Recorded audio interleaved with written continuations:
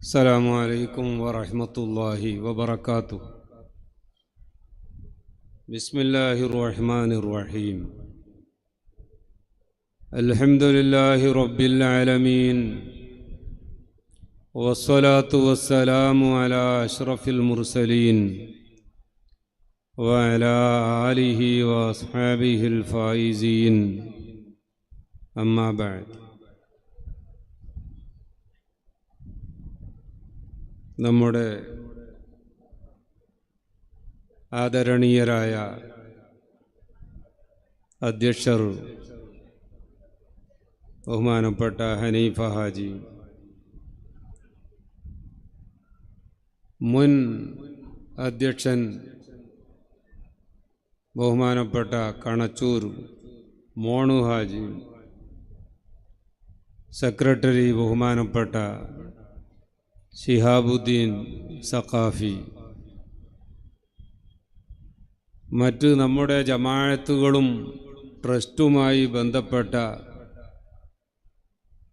ലീഡർമാരെ, നേതാക്കന്മാരെ, സഹോദര സഹോദരിമാരെ, പ്രിയപ്പെട്ട മുതഅല്ലിമീങ്ങളെ, ഉലമാക്കളെ, ഉസ്താദുമാരെ, സഹൃദയരായ സഹോദര സഹോദരിമാർ, അല്ലാഹു സുബ്ഹാനഹു വ തആല നമ്മുടെ ഈ ഉറൂസ് മുബാറക് അതിൻ്റെ ആദ്യം മുതൽ അവസാനം വരെ നല്ല രീതിയിൽ നടത്തിക്കൊണ്ട്, അതുകൊണ്ട് ഈ നാടിനും ഇവിടെ വരുന്ന മോമിനീങ്ങൾക്കും മോമിനാത്തുകൾക്കും അതുപോലെ തന്നെ ഇതുമായി ബന്ധപ്പെട്ട് പ്രവർത്തിക്കുന്ന എല്ലാവർക്കും ദുനിയാവിലും ആഖിറത്തിലും വലിയ ഉപകാരമുള്ള ഒരു സൽക്കർമ്മമായി നമ്മിൽ നിന്ന് സ്വീകരിച്ച് വിജയിപ്പിച്ചു തരുമാറാവട്ടെ എന്ന് ഞാൻ ആദ്യമായി ദുആ ചെയ്യുകയാണ്.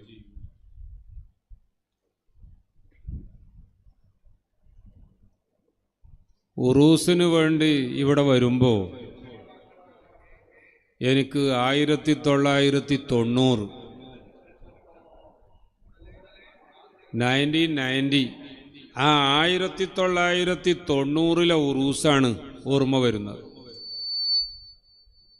ഞാൻ ആദ്യമായി ഉള്ളാളത്ത് വന്ന് ബഹുമാനപ്പെട്ട മർഹൂം താജുൽ ഉലമ ഖദ്ദസല്ലാഹു സിർറഹുൽ അസീസ് മഹാനവർകളുടെ കീഴിൽ ശരീഅത്ത് കോളേജിലെ ഒരു ഖാദിമായി ജോലി ചെയ്യാൻ തുടങ്ങുന്നത് 1990 അന്നത്തെ അധ്യക്ഷർ ബഹുമാനപ്പെട്ട മർഹൂം UK ഇബ്രാഹിം ഹാജിയായിരുന്നു. ഒരു ദിവസം താജുൽ ഉലമ ഖദ്ദസല്ലാഹു സിർറഹുൽ അസീസ് എന്നോട് റൂമിലേക്ക് വരാൻ പറയുന്നുണ്ട് എന്ന് പറഞ്ഞ് അന്നത്തെ ഒരു ഖാദിമുണ്ടായിരുന്നു, സുലൈമാൻ മദനി. ആ സുലൈമാൻ മദനി വന്നുകൊണ്ട് ഷെയ്ഖുനെ വിളിക്കുന്നുണ്ട് എന്നാണ്. അങ്ങനെ താജുൽ ഉലമ ഖദ്ദസല്ലാഹു സിർറഹുൽ അസീസ് മഹാനവറുകളുടെ അടുത്ത് ചെന്നപ്പോൾ അവിടെ ബഹുമാനപ്പെട്ട UK ഇബ്രാഹിം ഹാജിയും അതുപോലെ തന്നെ ബഹുമാനപ്പെട്ട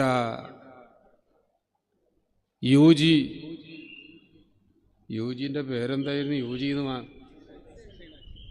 യുജി ഹുസൈൻ ഹാജിയും അമ്മബ്ബ ഹാജിയും നമ്മുടെ മീശ ഖാദർ എന്നാണ് ഞങ്ങളൊക്കെ പറയൽ.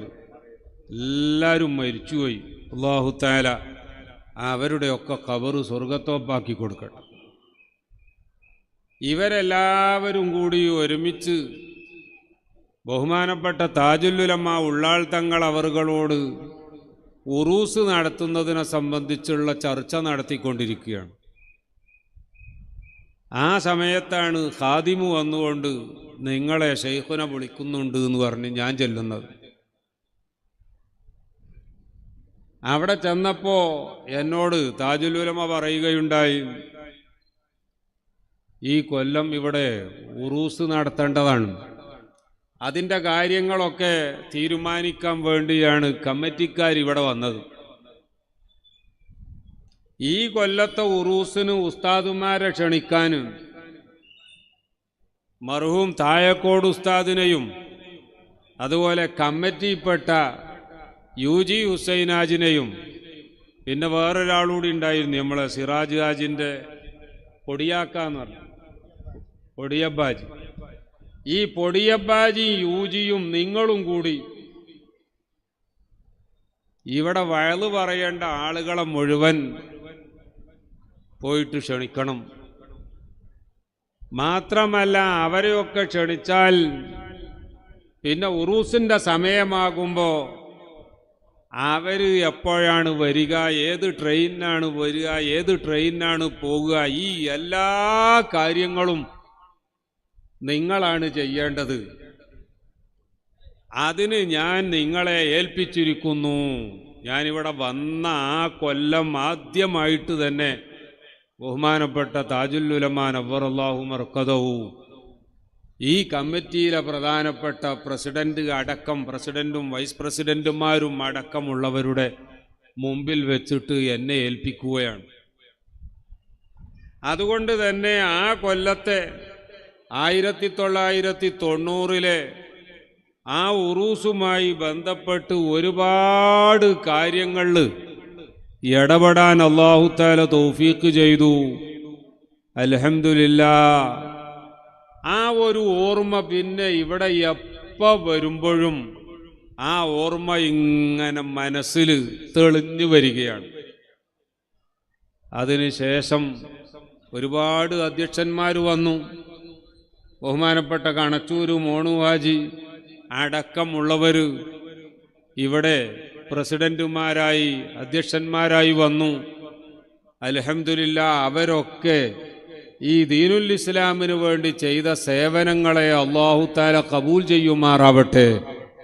ആ കൂട്ടത്തിൽ മരണപ്പെട്ടു പോയവരുടെയൊക്കെ ഖബർ അല്ലാഹു തആല സ്വർഗ്ഗത്തോപ്പാക്കി കൊടുക്കട്ടെ.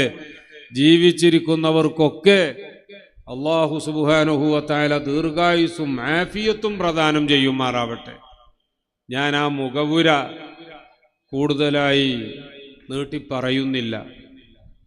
അൽഹംദുലില്ലാഹ്. നമ്മൾ ഈ 2025 ഇതാ വീണ്ടും ഉറൂസ് പരിപാടികൾ തുടങ്ങി. അത് തുടർന്ന് മുന്നോട്ട് പോയിക്കൊണ്ടിരിക്കുകയാണ്. അല്ലാഹു തആല ഇത് നമ്മൾ വിചാരിച്ചതിനേക്കാളും വലിയ വിജയമാക്കി തരുമാറാവട്ടെ. ഇതുമായി ബന്ധപ്പെട്ട് ഒരുപാട് ആളുകൾ പ്രവർത്തിക്കുന്നുണ്ട്. കമ്മിറ്റിക്കാർ ചിന്തിക്കേണ്ട ഞങ്ങളെ പവർ കൊണ്ടാണ് ഈ ഉറൂസ് ഇവിടെ നടക്കുന്നത്. അവരങ്ങനെ ചിന്തിക്കുന്നല്ല ഞാൻ പറഞ്ഞതിൻ്റെ അർത്ഥം. കമ്മിറ്റിക്കാർ വേണം, അതിൻ്റെ പ്രസിഡന്റ് വേണം, സെക്രട്ടറി വേണം, മറ്റ് ഓഫീസ് ബെയറേഴ്സ് വേണം, സാധാരണക്കാരായ മെമ്പർമാർ വേണം, നാട്ടുകാർ വേണം. ഇനി ഈ നാട്ടുകാർ എല്ലാവരും കൂടി എന്നാൽ ഈ ഉറൂസ് വലിയ വിജയമാണ് എന്ന് പറയാൻ പറ്റുമോ? അല്ലാഹു സുബ്ഹാനഹു വ തആല ഈ പരിസരത്തും ദൂരത്തും ഒക്കെ ഉള്ള ഒരുപാട് ആയിരക്കണക്കിന് ആളുകൾക്ക് തോന്നിപ്പിച്ചു കൊടുക്കുകയാണ്. ബഹുമാനപ്പെട്ട സയ്യിദു ഷരീഫ് മുഹമ്മദുൽ മദനി ഖദ്ദസല്ലാഹു സിർറഹുൽ അസീസ് ആ മഹാനവറുകളുടെ ഉറൂസ് നടക്കുമ്പോൾ അവിടെ പോയി സിയാറത്ത് ചെയ്യണം, അവിടത്തെ തബറുക്ക് വാങ്ങി വരണം. ആ ഉറൂസിനോടനുബന്ധിച്ച് അവിടെ നടത്തപ്പെടുന്ന മതപ്രസംഗ പരമ്പരയിൽ കൂടണം. എന്നിട്ട് ഇൽമു പഠിക്കണം. ആ പഠിക്കുന്ന ഇൽമു പരമാവധി ജീവിതത്തിൽ പകർത്തി അള്ളാഹുവിൻ്റെ ആ ഇഷ്ടദാസന്മാരിൽ ഉൾപ്പെടാൻ സാധിക്കണം. ഈ നല്ല നിയ്യത്തോടുകൂടി പ്രിയപ്പെട്ടവരെ പല നാടുകളിൽ നിന്നും ആളുകൾ വന്നു. അതെല്ലാവരും കൂടുമ്പോഴാണ് നമ്മുടെ ഉറൂസ് വിജയിക്കുന്നത്. അതുകൊണ്ട് തന്നെ ഇതുമായി ബന്ധപ്പെട്ട എല്ലാവർക്കും, അത് കമ്മിറ്റിയിൽ ഉള്ളവർക്കും കമ്മിറ്റിയിൽ ഇല്ലാത്തവർക്കും, അതുപോലെ തന്നെ സ്ത്രീകൾക്കും പുരുഷന്മാർക്കും ഈ നാട്ടുകാർക്കും മറ്റുള്ള സ്ഥലങ്ങളിൽ നിന്ന് വരുന്നവർക്കും എല്ലാവർക്കും അല്ലാഹു തആല ബറക്കത്ത് ചെയ്യുമാറാവട്ടെ. ബഹുമാനപ്പെട്ട സയ്യിദ് മദനി തങ്ങൾ ഖദ്ദസല്ലാഹു സിർറഹുൽ അസീസ് ആ മഹാനവറുകളുടെ കൂടെ മറ്റ് മഹാന്മാരുടെ കൂടെ ഹബീബായ റസൂലുള്ളാഹി സ്വല്ലല്ലാഹു അലൈഹി വസല്ലമ തങ്ങളുടെ നേതൃത്വത്തിൽ ജന്നാത്തുൽ ഫിർദൗസിൽ ഒരുമിച്ച് കൂടാനുള്ള മഹാഭാഗ്യം തന്ന് അല്ലാഹു തആല നമുക്കും നമ്മുടെ മാതാപിതാക്കൾ, ഉസ്താദുമാർ, ഭാര്യ സന്താനങ്ങൾ, ബന്ധുമിത്രാദികൾ, ദുആ വസിയ്യത്ത് ചെയ്തവർ, ഇങ്ങനെയുള്ള നല്ല കാര്യങ്ങളിൽ നമ്മെ സഹായിക്കുന്നവർ, നമ്മോട് സഹകരിക്കുന്നവർ തുടങ്ങി എല്ലാവർക്കും അല്ലാഹു തആല തൗഫീഖ് നൽകി അനുഗ്രഹിക്കുമാറാവട്ടെ എന്നുകൂടി ദുആ ചെയ്യുകയാണ്. ഉറൂസിനോടനുബന്ധിച്ച മതപ്രസംഗ പരമ്പരയിൽ നിങ്ങൾക്ക് ഓരോ ദിവസവും വലിയ വലിയ ഉലമാക്കൾ വളരെ പ്രധാനപ്പെട്ട പല സബ്ജക്റ്റുകളെപ്പറ്റിയും നല്ല വഅള് പറഞ്ഞു തന്നിട്ടുണ്ടാകും. ഇനിയും ഇൻഷാ അല്ലാഹ് ഉറൂസിൻ്റെ അവസാന ദിവസം വരെ ആലിമീങ്ങൾ വന്ന് നിങ്ങൾക്ക് കാര്യമായ വിഷയങ്ങൾ നന്നായി പറഞ്ഞു തരും. ഉറൂസിന് വരുന്നവർ ശ്രദ്ധിക്കേണ്ടത് ഈ ലൈറ്റും ഈ ഡെക്കറേഷനും അതൊക്കെ കണ്ട് അങ്ങോട്ട് പോകാനല്ല ഉറൂസിന് വരുമ്പോൾ ശ്രദ്ധിക്കേണ്ടത്. അല്ലെങ്കിൽ റോഡ് സൈഡിൽ ഏതൊക്കെ സ്റ്റാളുകളിൽ എന്തൊക്കെ പാനീയങ്ങളാണ്, സർബത്തുകളാണ്, ജ്യൂസുകളാണ് കിട്ടുക, അതൊക്കെ വാങ്ങി കുടിക്കണം. ഇതിനല്ല ഉറൂസിന് വരുന്ന ആളുകൾ ശ്രദ്ധിക്കേണ്ടത്. അതേസമയം അതൊക്കെ അവിടെ നടക്കുകയും വേണം. കാരണം കച്ചവടക്കാർക്ക് കച്ചവടം ചെയ്താലല്ലേ അവരുടെ കുടുംബം പോറ്റാൻ റിസ്ക് ലഭിക്കുകയുള്ളൂ. അതുകൊണ്ട് ആവശ്യമുള്ള സാധനങ്ങൾ അവർ കൊണ്ടുവന്ന് കച്ചവടം ചെയ്യണം. ആവശ്യക്കാർ അത് വാങ്ങി അവരെ സഹായിക്കുകയും വേണം. നമ്മുടെ മക്കൾക്കും കുടുംബത്തിനും ഒക്കെയുള്ള ആവശ്യങ്ങൾ നമ്മൾ ഇതുപോലെ അത് ഉള്ള കടകളിൽ ചെന്ന്, ഷോപ്പുകളിൽ ചെന്ന് വാങ്ങി നമ്മുടെ കുടുംബത്തോടുള്ള കടപ്പാട് വീട്ടുകയും ഒക്കെ വേണം. എന്നാൽ ഇവിടത്തെ ഈ ലൈറ്റും ഭംഗിയും ഈ തോരണങ്ങളും ഇതൊക്കെ കണ്ട് ഇവിടെ എത്രമാത്രം സ്റ്റാളുകളുണ്ട് അതിൻ്റെ കണക്കൊക്കെ എടുത്ത് പോവുകയല്ല ഉറൂസിന് വരുന്നവർ ഏറ്റവും പ്രാധാന്യത്തോടെ കാണേണ്ടത്. മറിച്ച് അവിടെ നടക്കുന്ന ഇൽമിൻ്റെ മജ്ലിസുകളിൽ എന്തൊക്കെ വിഷയങ്ങളാണ് ഓരോ ദിവസവും വലിയ വലിയ ഉസ്താദുമാർ വന്ന് പറഞ്ഞ് പഠിപ്പിച്ചു തരുന്നത്. അത് പഠിച്ചുകൊണ്ട് നമുക്ക് ഇൽമ് വർദ്ധിപ്പിക്കണം.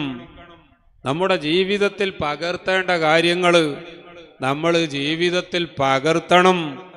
അങ്ങനെ അല്ലാഹു സുബ്ഹാനഹു വ തആല കൽപ്പിച്ച കാര്യങ്ങൾ ജീവിതത്തിൽ അനുസരിക്കുന്നവരായും അല്ലാഹു തആല വിലക്കിയ കാര്യങ്ങളിൽ നിന്ന് വിട്ടുനിൽക്കുന്നവരായും നമ്മൾ അല്ലാഹുവിൻ്റെ പൊരുത്തം നേടിയവരായി മാറാനാകണം ഈ ഉറൂസിന് വരുന്നവർ ഏറ്റവും വലിയ ശ്രദ്ധ നൽകേണ്ടത് എന്നുകൂടി ഉണർത്തുകയാണ്.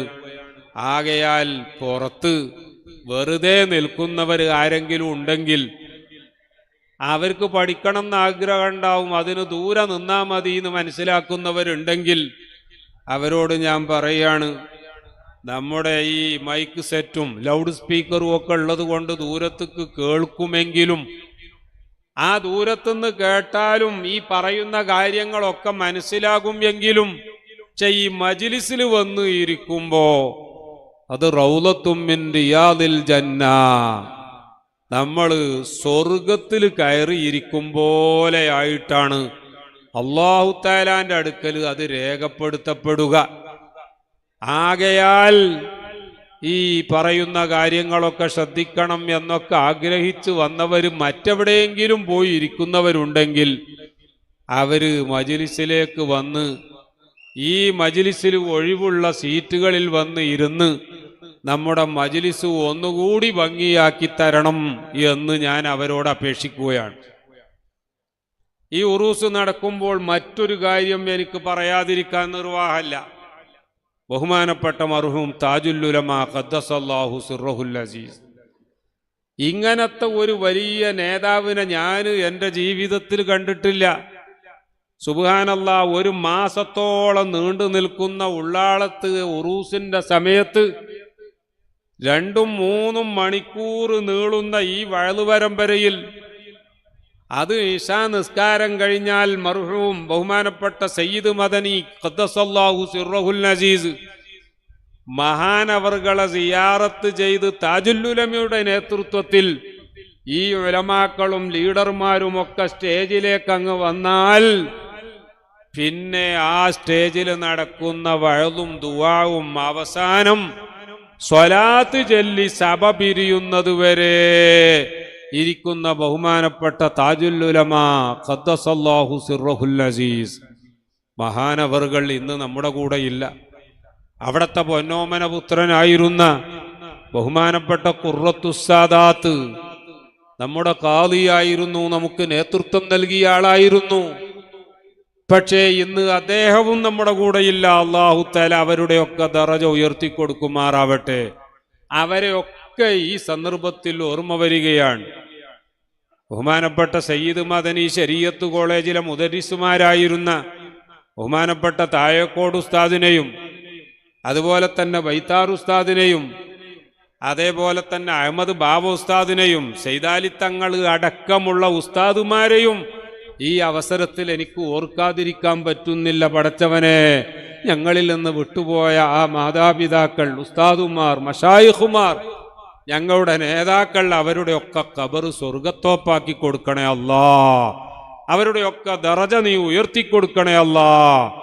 നമ്മൾ ഇങ്ങനെ ഒരു സന്തോഷത്തിന്റെ സമയത്ത് അവരെ ഓർക്കാഞ്ഞാൽ പിന്നെ നമ്മൾ എന്തിനാണ് ഈ ഒരുമിച്ച് കൂടുന്നത്? ആ മഹാന്മാരെയൊക്കെ ഓർക്കുമ്പോഴേ പരിശുദ്ധ ഖുർആൻ പറഞ്ഞതിന് നമ്മൾ അനുസരിച്ചവരാവുകയുള്ളൂ. ഖുർആൻ യഥാർത്ഥ മുഅ്മിനീങ്ങളെപ്പറ്റി നമ്മോട് പരിചയപ്പെടുത്തുന്നത് നോക്കൂ നിങ്ങൾ. വല്ലദീന ജാഊ മിൻ ബഅദിഹിം യഖൂലൂന റബ്ബന ഇഗ്ഫിർ ലനാ വലിഇഖ്വാനിന അല്ലദീന സബഖൂനാ ബിൽ ഈമാൻ വലാ തജ്അൽ ഫീ ഖുലൂബിനാ ഗില്ലൻ ലില്ലദീന ആമനൂ റബ്ബനാ ഇന്നക റഊഫുർ റഹീം. മുഅ്മിനീങ്ങൾ അവര് ഏത് സന്ദർഭങ്ങളിലും ഒരുമിച്ച് കൂടുമ്പോഴും, അവരെ വീട്ടിൽ കല്യാണം ഉണ്ടാകുമ്പോഴും, അവരുടെ നാട്ടിൽ മതപ്രസംഗ പരമ്പരകൾ ഉണ്ടാകുമ്പോഴും, അതുപോലെ തന്നെ അവരുടെ പരിസരത്ത് ഉറൂസ് നടക്കുമ്പോഴും, ഏത് സന്തോഷത്തിന്റെ മുഹൂർത്തങ്ങൾ ഉണ്ടാകുമ്പോഴും മുഅ്മിനീങ്ങളുടെ സ്വഭാവം അവര് ആ ഒരുമിച്ച് കൂടുന്ന മജ്ലിസിലൊക്കെ ദുആ ചെയ്യും. എന്താണ് അവരുടെ ദുആ എന്നറിയാമോ? റബ്ബന ഇഗ്ഫിർ ലനാ, പടച്ചോനെ ഞങ്ങളൊക്കെ മനുഷ്യന്മാരാണ്, ഞങ്ങൾ കമ്മിറ്റിന്റെ അധ്യക്ഷനായതുകൊണ്ട് ഞാൻ പെർഫെക്റ്റ് ആണ്, അല്ലെ സെക്രട്ടറി ആയതുകൊണ്ട് ഞാൻ എല്ലാം തികഞ്ഞവനാണ്, അല്ലെങ്കിൽ ഞാൻ മെമ്പർ ആയതുകൊണ്ട് ഉഷാറാണ്, അല്ലെങ്കിൽ ഞാൻ ഉസ്താദായതുകൊണ്ട്, ഞാൻ പ്രിൻസിപ്പാൾ ആയതുകൊണ്ട് ഇനി എന്നെക്കാൾ വലിയ ആള് വേറെ ആരുമില്ല എന്ന് ചിന്തിക്കുന്നവരല്ല മുഅ്മിനീങ്ങൾ. ആ മുഅ്മിനീങ്ങളുടെ സ്വഭാവം എപ്പോഴും റബ്ബന ഇഗ്ഫിർ ലനാ, പടച്ചോനെ ഞങ്ങളെടുത്തുനിന്നൊക്കെ, പാവപ്പെട്ട മനുഷ്യരായ ഞങ്ങളിൽ നിന്നൊക്കെ അറിവില്ലായ്മ കൊണ്ടോ ചിലപ്പോൾ അറിഞ്ഞിട്ട് തന്നെയോ പല തെറ്റുകളും സംഭവിക്കാനുള്ള സാധ്യതയുണ്ട്. സാധ്യത മാത്രല്ല, ഞങ്ങളൊക്കെ അനവധി തെറ്റ് ചെയ്യുന്നവരാണ്. അറിയാതെ തെറ്റ് സംഭവിക്കാറുണ്ട് എന്നല്ല, അറിഞ്ഞു തന്നെ അനവധി തെറ്റ് ചെയ്യുന്നവരാണ് റബ്ബേ. അതുകൊണ്ട് ഞങ്ങൾക്ക് പൊരുത്തപ്പെട്ടു തരണം, ഞങ്ങളെ അതിൻ്റെ പേരിൽ നീ ശിക്ഷിക്കരുത്, ഞങ്ങളെ നാളെ അതിൻ്റെ പേരിൽ നീ പിടികൂടരുത്, ഞങ്ങളെ രക്ഷപ്പെടുത്തി തരണം, ഞങ്ങൾക്ക് പൊരുത്തപ്പെട്ടു തരണം എന്ന് എല്ലാ മജ്ലിസിലും ദുആർക്കും. അവർക്ക് വേണ്ടി മാത്രമല്ല, ഖുർആൻ തൊട്ടടുത്ത് പറയുന്നു, വലിഇഖ്വാനിനല്ലദീന സബഖൂനാ ബിൽ ഈമാൻ. ഞങ്ങളുടെ മുൻഗാമികൾ ഇത്തരം സംഗതികളൊക്കെ ഞങ്ങളുടെ മുമ്പ് വളരെ ഭംഗിയായി നിർവഹിച്ച് അവര് നേതൃത്വം നൽകി, അവര് ഇതിനൊക്കെ വേണ്ടതുപോലെ അവരുടെ ജീവിതകാലം മുഴുവൻ അധ്വാനിച്ച് പ്രവർത്തിച്ച് അവര് വിരിച്ച പായയിലേക്ക് കിടക്കാനാണ് ഞങ്ങൾ ഇന്ന് വന്നത്.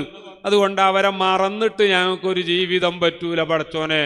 അതുകൊണ്ട് അവരെയും നീ നിന്റെ റഹ്മത്ത് കൊണ്ട് പൊതിയണം. അവരെ ഭാഗത്തുനിന്ന് എന്തെങ്കിലും തകരാറുണ്ടായിട്ടുണ്ടെങ്കിൽ, അവരെ ഭാഗത്തുനിന്ന് എന്തെങ്കിലും കുഴപ്പങ്ങളോ അല്ലെങ്കിൽ അവരിൽ നിന്ന് ദോഷങ്ങളോ സംഭവിച്ചിട്ടുണ്ടെങ്കിൽ പടച്ചവനെ നീ അവർക്കും പുറത്തു കൊടുക്കണം എന്ന് പറഞ്ഞ് ദുആ ചെയ്യുന്നവരാണ് യഥാർത്ഥ മൂമിനീങ്ങൾ എന്ന് ഖുർആൻ പഠിപ്പിച്ചിട്ടുണ്ടെങ്കിൽ, അതാണ് പ്രിയപ്പെട്ടവരെ ഞാൻ എൻ്റെ പ്രസംഗത്തിൻ്റെ തുടക്കത്തിൽ ഇവിടെ കഴിഞ്ഞുപോയ എനിക്ക് ഓർമ്മയുള്ളവരിൽ കുറേ ആളുകളെയൊക്കെ പറഞ്ഞത്.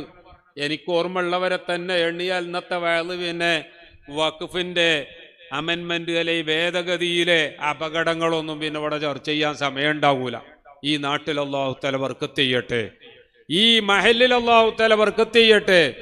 ഈ മഹല്ലിലെ ജനങ്ങൾക്കൊക്കെ സുന്നത്തിയമായത്തനുസരിച്ച് ജീവിക്കാൻ, സുന്നത്തിയമായത്തനുസരിച്ച് ഈ മഹല്ലിനെ മുന്നോട്ട് കൊണ്ടുപോകാൻ, പരസ്പരം സഹകരിച്ച് പ്രവർത്തിക്കാനും ജീവിക്കാനും അഭിപ്രായ വ്യത്യാസങ്ങളൊക്കെ നല്ല നിലക്ക് പറഞ്ഞു പരിഹരിക്കാനും അതുവഴി മറ്റുള്ള മഹല്ലുകൾക്കൊക്കെ മാതൃകയാകുന്ന ശരിയായ ഉള്ള മഹല്ലായി ഈ ഉള്ളാളത്തെ മാറ്റാൻ അല്ലാഹു തആല എല്ലാവർക്കും തൗഫീഖ് നൽകുമാറാവട്ടെ.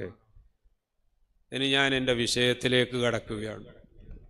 പ്രിയപ്പെട്ടവരെ, ഞാൻ നേരത്തെ തന്നെ പറഞ്ഞു, പല വിഷയങ്ങളെപ്പറ്റിയും നമ്മുടെ ഉറൂസിനോടനുബന്ധിച്ച് എക്കാലത്തും വലിയ പണ്ഡിതന്മാരുടെ നേതൃത്വത്തിൽ മതപ്രസംഗ പരമ്പര നടത്താറുണ്ട്. ഇവിടെ ഈ മതപ്രസംഗ പരമ്പര കൊണ്ട് അനേകം ആളുകൾക്ക് നല്ല ഫലമുള്ളതായി എൻ്റെ 8 കൊല്ലത്തെ ജീവിതത്തിനിടക്ക് പലരും എന്നോട് പറഞ്ഞതിൽ നിന്ന് എനിക്ക് എന്നെ ബോധ്യമുണ്ട്. അതിൽ നിസ്കാരത്തെപ്പറ്റിയും നോമ്പിനെപ്പറ്റിയും കുടുംബജീവിതത്തെപ്പറ്റിയും മക്കളെ വളർത്തുന്നതിനെപ്പറ്റിയും അങ്ങനെ വളരെ പ്രധാനപ്പെട്ട വിഷയങ്ങൾ നല്ല കഴിവുള്ള ഉലമാക്കൾ ഉസ്താദുമാർ ഇവിടെ വയല് പറഞ്ഞു പോകാറുണ്ട്. എന്നാൽ ഇന്ന് നമ്മുടെ ഇന്ത്യ രാജ്യത്തെ മുസ്ലിമീങ്ങളെ ബാധിക്കുന്ന ഒരു വളരെ വലിയ അപകടത്തെ സംബന്ധിച്ചാണ് എനിക്ക് നിങ്ങളോട് സംസാരിക്കാനുള്ളത്.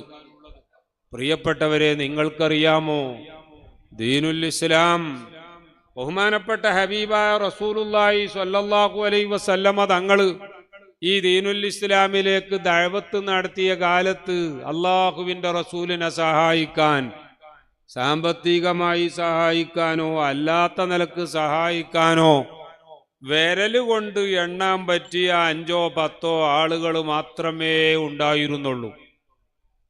എന്നാൽ വലിയ വലിയ പണക്കാരും രാഷ്ട്രീയക്കാരും ഒക്കെ റസൂലുള്ളാഹി സ്വല്ലല്ലാഹു അലൈഹി വസല്ലമ തങ്ങളെയും ആ കൂടെയുള്ള കുറഞ്ഞ വിശ്വാസികളെയും എല്ലാ അർത്ഥത്തിലും ആക്രമിക്കാനും അവരെ ഇല്ലായ്മ ചെയ്യാനും ഈ ദീനുൽ ഇസ്ലാമിന്റെ വെളിച്ചത്തെ ഊതിക്കെടുത്താനും അവരുടെ എല്ലാ ശ്രമങ്ങളും നടത്തുകയാണ്. റസൂലുള്ളാഹി സ്വല്ലല്ലാഹു അലൈഹി വസല്ലമ തങ്ങൾക്കും കൂട്ടർക്കും മക്ക വിട്ടുകൊണ്ട് മദീനയിലേക്ക് ഹിജ്റ പോകേണ്ടി വന്ന അവസ്ഥ വരെ നമുക്കറിയാം. കാരണം മക്കത്ത് എല്ലാവരും ദീനുൽ ഇസ്ലാമിനും അതിൻ്റെ നബി സ്വല്ലല്ലാഹു അലൈഹി വസല്ലമ തങ്ങൾക്കും അനുയായികൾക്കും എതിരായിരുന്നു. മദീനക്കാർ അള്ളാഹുവിൻ്റെ റസൂലിനെ സ്വീകരിച്ചുകൊണ്ട് നിങ്ങൾ ഞങ്ങളെ നാട്ടിലേക്ക് വരൂ, അഖിം മഅനാ ഫിൽ അദദി വൽ ഉദദി, അങ്ങേക്ക് വേണ്ട സഹായം, അങ്ങേക്ക് വേണ്ട സന്നാഹം, സൗകര്യങ്ങളെല്ലാം ഞങ്ങൾ ചെയ്തു തരാം എന്ന് പറഞ്ഞ് അവർ മദീനയിലേക്ക് ക്ഷണിച്ചു കൂട്ടിക്കൊണ്ടു പോവുകയാണ്. പ്രിയപ്പെട്ടവരെ, അവിടെ ചെന്ന റസൂലുള്ളാഹി സ്വല്ലല്ലാഹു അലൈഹി വസല്ലമ തങ്ങൾ ദീനീ ദഅവത്തിന് വേണ്ടിയുള്ള സഹായം ഏതൊക്കെ വിധേന ജനങ്ങളിൽ നിന്ന് ലഭിക്കുമോ ആ രീതിയിലൊക്കെ അവരോട് സഹായിക്കാൻ പറഞ്ഞു. അപ്പോഴാണ് പരിശുദ്ധ ഖുർആൻ ഇറങ്ങുന്നത്, ലൻ തനാലുൽ ബിർറ ഹത്താ തുൻഫിഖൂ മിമ്മാ തുഹിബ്ബൂൻ. നിങ്ങൾ ഏറ്റവും ഇഷ്ടപ്പെടുന്ന സമ്പത്ത്, നിങ്ങൾക്ക് ഏറ്റവും ഇഷ്ടപ്പെടുന്ന പ്രോപ്പർട്ടി, അത് ദീനുൽ ഇസ്ലാമിന് വേണ്ടി നിങ്ങൾ ചെലവഴിക്കാൻ തയ്യാറാകുമ്പോഴേ നിങ്ങൾ നന്മ ചെയ്തവരാവുകയുള്ളൂ, നിങ്ങൾ നല്ല കാര്യം ചെയ്തവരാവുകയുള്ളൂ. നിങ്ങൾക്ക് ഏറ്റവും ഇഷ്ടപ്പെട്ട സ്വത്ത് അത് ഈ ദീനുൽ ഇസ്ലാമിന് വേണ്ടി ചെലവഴിക്കാൻ നിങ്ങൾ തയ്യാറാകണം എന്ന് പറഞ്ഞ ഖുർആനിക സൂക്തം അവതരിപ്പിച്ചപ്പോ അള്ളാഹുവിന്റെ റസൂല് സ്വഹാബാക്കളോട് പറഞ്ഞു, സ്വഹാബാക്കളെ, പരിശുദ്ധ ഖുർആൻ ഇതാ നിങ്ങൾക്ക് ഒരു ഉത്തരവ് നൽകിയിരിക്കുകയാണ്. നിങ്ങൾക്ക് ഏറ്റവും ഇഷ്ടപ്പെട്ട സമ്പത്ത് അത് നിങ്ങൾ ദീനുൽ ഇസ്ലാമിന് വേണ്ടി വഖഫ് ചെയ്യണം എന്ന് പറയുകയാണ്. ബഹുമാനപ്പെട്ട അബൂ ത്വൽഹ റളിയല്ലാഹു അൻഹു അതാ തൻ്റെ ഏറ്റവും പ്രസിദ്ധമായ ഏറ്റവും വില കൂടിയ ഇന്നത്തെ കണക്കിന് കോടിക്കണക്കിന് രൂപ മൂല്യമുള്ള തൻ്റെ ബൈറൂഹാ എന്ന് പറയുന്ന വലിയ ഒരു തോട്ടം നിറയെ ഈത്തപ്പനകളുണ്ട്.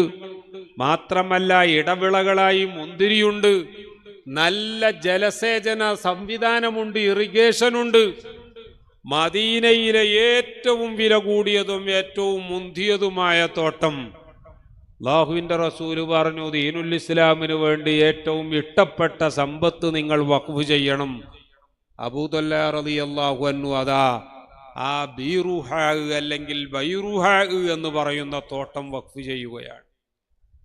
ബഹുമാനപ്പെട്ട ഉമർ ഇബ്നുൽ ഖത്താബ് റളിയല്ലാഹു അൻഹു, പ്രിയപ്പെട്ടവരെ, ഖൈബറിൽ ബഹുമാനപ്പെട്ടവർക്ക് ലഭിച്ച വലിയ ഒരു ഭൂമി, എത്രയോ ഏക്കറുകളുള്ള ഭൂമി എന്ന് മാത്രമല്ല ഏറ്റവും നല്ല കൃഷി നടത്തപ്പെട്ടിരുന്ന ഭൂമി ബഹുമാനപ്പെട്ടവരതാ ദീനുൽ ഇസ്ലാമിന് വേണ്ടി വഖഫ് ചെയ്യുകയാണ്.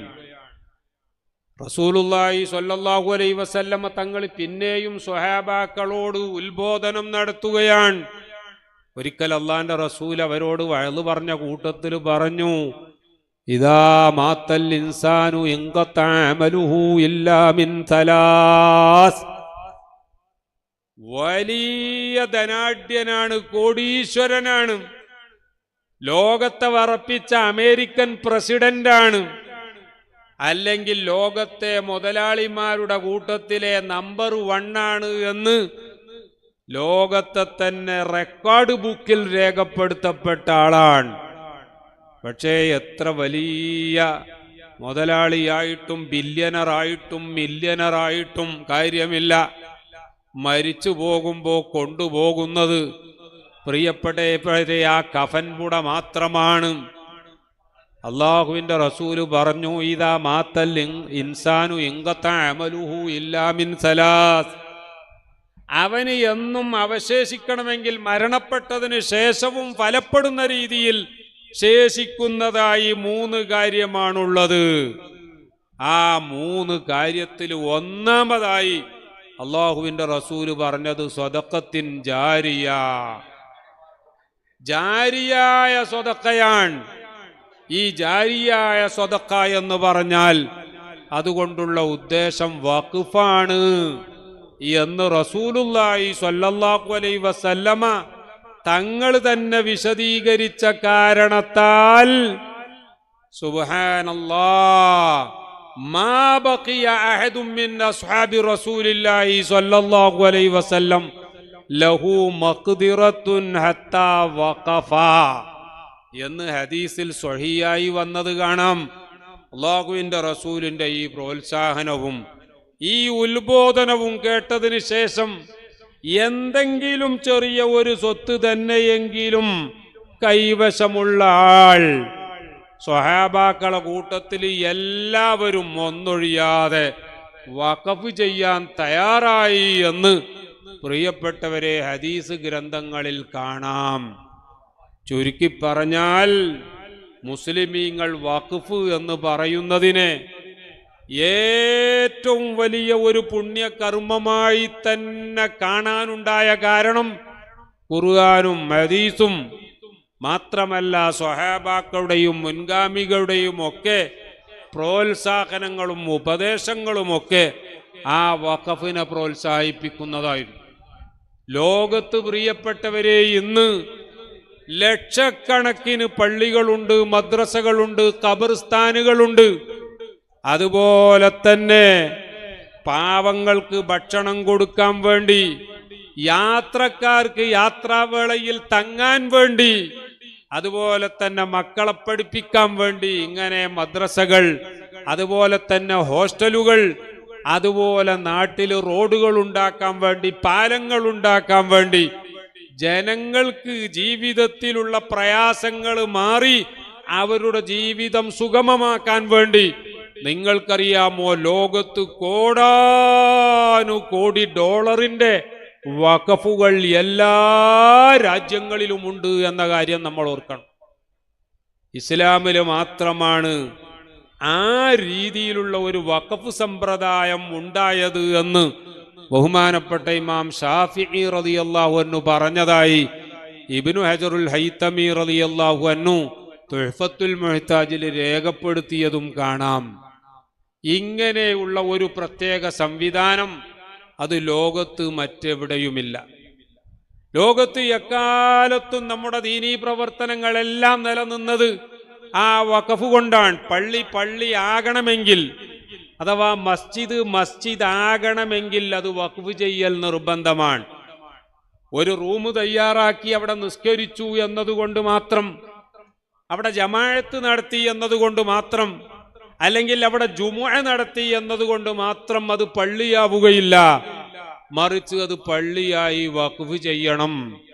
അങ്ങനെ ലക്ഷക്കണക്കിന് പള്ളികളും മദ്രസകളും, അതുപോലെ തന്നെ പാവങ്ങൾക്ക് താമസിക്കാനുള്ള ഹോസ്റ്റലുകളും, അനവധി സ്കൂളുകളും, മുസാഫിർ ഖാനകളും, അതുപോലെ തന്നെ കുതുബിയ്യത്ത് നടത്താനും റാത്തീബ് നടത്താനുമായി നേർച്ചയാക്കപ്പെട്ട വഖഫ് ചെയ്യപ്പെട്ട സ്ഥാപനങ്ങളും, ഇതൊക്കെ ലോകത്ത് എല്ലായിടത്തുമുള്ളതാണ് പ്രിയപ്പെട്ടവരെ. ചുരുക്കി പറഞ്ഞാൽ വഖഫ് ഇല്ല എന്ന് പറയുന്നൊരു സാഹചര്യം വരികയാണെങ്കിൽ ദീനുൽ ഇസ്ലാം ഇല്ല എന്ന് പറയേണ്ടി വരും. കാരണം ദീനുൽ ഇസ്ലാം നിലനിൽക്കുന്നത് ഈ വഖഫ് കൊണ്ടാണ്. അതുകൊണ്ട് തന്നെ ഇസ്ലാമിനെ ഇല്ലാതെയാക്കാൻ ഒരു വഴിയാണ് ഈ വഖഫ് ഇല്ലാതെയാക്കുക എന്നത്. ആ ഒരു രീതിയിലേക്ക് ക്രമേണ വഖഫ് ഇല്ലാതെയാക്കാൻ വേണ്ടി പ്രിയപ്പെട്ടവരെ, ഈയിടെ കൃത്യമായി പറഞ്ഞാൽ ഈ കഴിഞ്ഞ 2025 ഏപ്രിൽ 5-ാം തീയതി നമ്മുടെ ഇന്ത്യ രാജ്യത്തിൻ്റെ പ്രസിഡന്റ് ദ്രൗപദി മുർമു ഒപ്പുവെച്ച ഈ വഖഫ് അമെൻമെന്റ് ആക്ടിന്റെ കോപ്പിയാണ് എൻ്റെ കയ്യിലുള്ളത്. തീർച്ചയായിട്ടും നമ്മളെ സംബന്ധിച്ചിടത്തോളം ഈ വഖഫിനെ പറ്റി അറിയുന്നവരാണെങ്കിൽ, ആ വഖഫിനെ പറ്റി അറിഞ്ഞതിൻ്റെ കൂടെ ഈ വഖഫ് നിയമത്തിലെ ഭേദഗതിയെ ശരിയായി വിലയിരുത്തുകയാണെങ്കിൽ നമുക്ക് നിസ്സംശയം പറയാൻ പറ്റും, ഇത്തരം ഒരു ആക്ടിലൂടെ വഖഫുകൾ ഇല്ലാതാക്കപ്പെടാനും, വഖഫുകൾ ഇല്ലാതാകുന്നൊരു സാഹചര്യം വന്നാൽ അതോടുകൂടി ഇസ്ലാമിന്റെ ശക്തി ക്ഷയിച്ച് ഇസ്ലാമിന്റെ പ്രവർത്തനങ്ങൾ തന്നെ ഇല്ലാതെയാക്കാനും ഉള്ള ഒരു ഗൂഢാലോചനയാണ് എന്ന്, വഖഫ് എന്താണ് എന്നറിയുന്ന, ഈ വഖഫ് ഭേദഗതി എന്താണ് എന്ന് പഠിച്ച ഒരാളെ സംബന്ധിച്ചിടത്തോളം ഇത് ഇസ്ലാം തന്നെ ഇല്ലാതെയാക്കാൻ വേണ്ടിയുള്ള ഗൂഢാലോചനയുടെ ഭാഗമാണ് എന്ന് സംശയിച്ചു എങ്കിൽ ആ ആളെ കുറ്റം പറയാൻ കഴിയില്ല എന്ന കാര്യം ഞാൻ ആദ്യമായി നിങ്ങളെ ഓർമ്മപ്പെടുത്തുകയാണ്. പ്രിയപ്പെട്ടവരെ, നമ്മുടെ ഇന്ത്യ രാജ്യത്ത് ഈ 2025 വരെ നിലനിന്ന വഖഫ് നിയമം, പ്രത്യേകിച്ച് പറയുകയാണെങ്കിൽ വഖഫ് ആക്ട് 1995, പലപ്പോഴായി വഖഫ് നിയമത്തിൽ ഭേദഗതി വന്നിട്ടുണ്ട്. ഭേദഗതികൾ വേണ്ട എന്ന് നമ്മൾ പറയുന്നില്ല. പക്ഷേ ഇതുവരെ ഉണ്ടായിരുന്ന വഖഫ് ഭേദഗതികളൊക്കെ അത് 1995 ഭേദഗതിയാണെങ്കിലും, ഇനി 2013 ഭേദഗതിയാണെങ്കിലും, 1995 മുമ്പുള്ള ഭേദഗതികളാണെങ്കിലും, ആ ഭേദഗതികളെല്ലാം വഖഫിനെ ശക്തിപ്പെടുത്താനുള്ളതായിരുന്നു, വഖഫ് സ്ഥാപനങ്ങളെ ശക്തിപ്പെടുത്താനുള്ളതായിരുന്നു, വഖഫ് പ്രോപ്പർട്ടിയെ പ്രൊട്ടക്റ്റ് ചെയ്യാനുള്ളതായിരുന്നു എങ്കിൽ ഈ 2025 പാസാക്കിയ വഖഫിനെ പ്രൊട്ടക്റ്റ് ചെയ്യാനല്ല, മറിച്ച് വഖഫിനെ നശിപ്പിക്കാനുള്ളതാണ്. ആ വഖഫ് മറ്റുള്ളവർക്ക് കയ്യേറാൻ ഉതകുന്ന രീതിയിലുള്ള നിയമ ഭേദഗതിയാണ്. വഖഫിനെ തീർത്തും എലിമിനേറ്റ് ചെയ്യാൻ, ഇല്ലാതെയാക്കാനുള്ള ഒരു ഭേദഗതിയാണ് എന്ന് വളരെ ചുരുങ്ങിയ രീതിയിൽ കുറഞ്ഞ സമയം കൊണ്ട് ഞാൻ നിങ്ങളുടെ മുന്നിൽ അവതരിപ്പിക്കും. ഇന്ന് തന്നെ നമ്മുടെ സഅദി ഉസ്താദ് അവറുകൾ അദ്ദേഹവും കൂടി നിങ്ങളെ അഭിസംബോധന ചെയ്യാനുണ്ട്. അതുകൊണ്ട് ഞാൻ ദീർഘമായി സംസാരിക്കുന്നില്ല. നോക്കൂ, നിങ്ങൾ ഈ 2025 വരെ അതിൻ്റെ മുമ്പുള്ള നിയമങ്ങളൊക്കെ വഖഫിനെ ശക്തിപ്പെടുത്താൻ വേണ്ടിയായിരുന്നു. എന്തേ ബ്രിട്ടീഷുകാരുടെ കാലത്ത് പോലും, ബ്രിട്ടീഷുകാരുടെ ശേഷം ഇന്ത്യ സ്വാതന്ത്ര്യം നേടിയപ്പോൾ പോലും ഈ വഖഫ് ശരിയായ രീതിയിൽ തന്നെ നടത്താൻ വേണ്ടിയുള്ള നിയമങ്ങൾ ഉണ്ടായത് എന്തുകൊണ്ടാണ്? മറ്റൊന്നുമല്ല, ബ്രിട്ടീഷുകാരുടെ കാലത്ത് എന്നല്ല, അതിൻ്റെ മുമ്പ് തന്നെ ഈ രാജ്യത്ത് മുസ്ലിമീങ്ങൾ ഈ രാഷ്ട്രത്തിൻ്റെ നിർമ്മാണത്തിൽ വലിയ സംഭാവന ചെയ്തവരാണ്.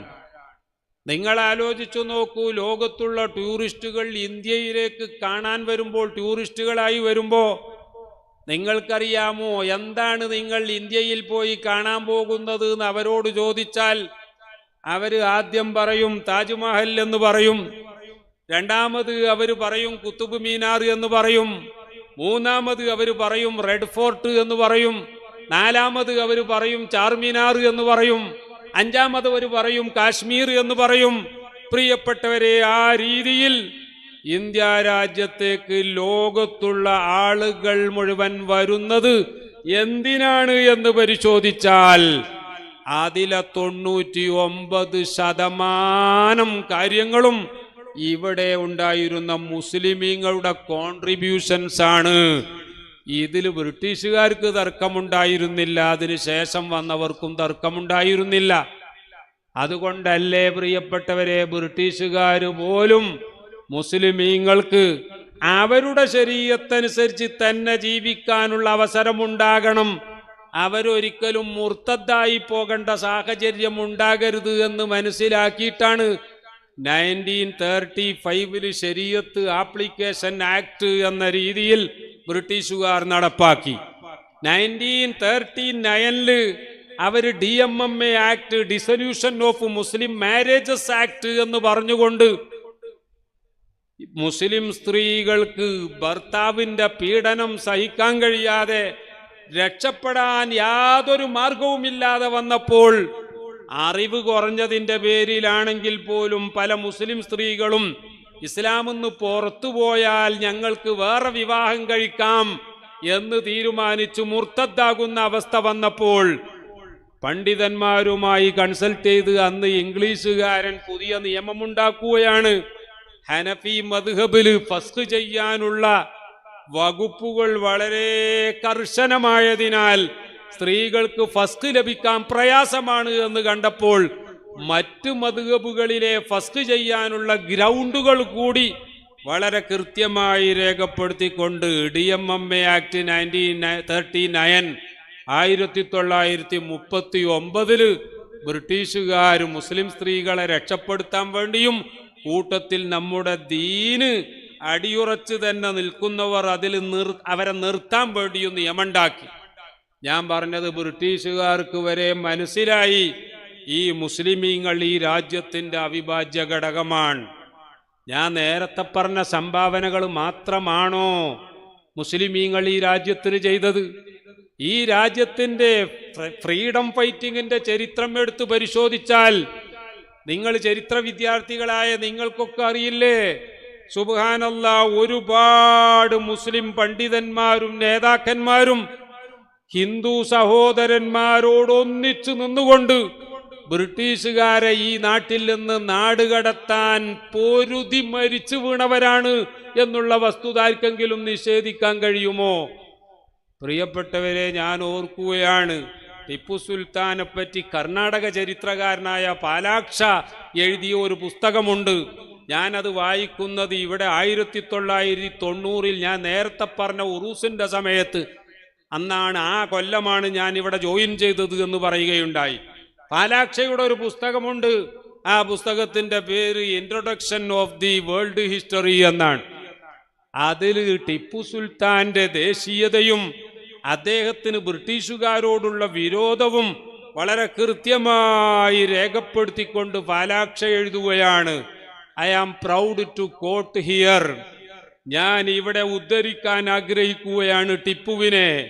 ടിപ്പു എന്ത് പറഞ്ഞതാ ഞാനിവിടെ ഉദ്ധരിക്കുന്നത് എന്നറിയാമോ?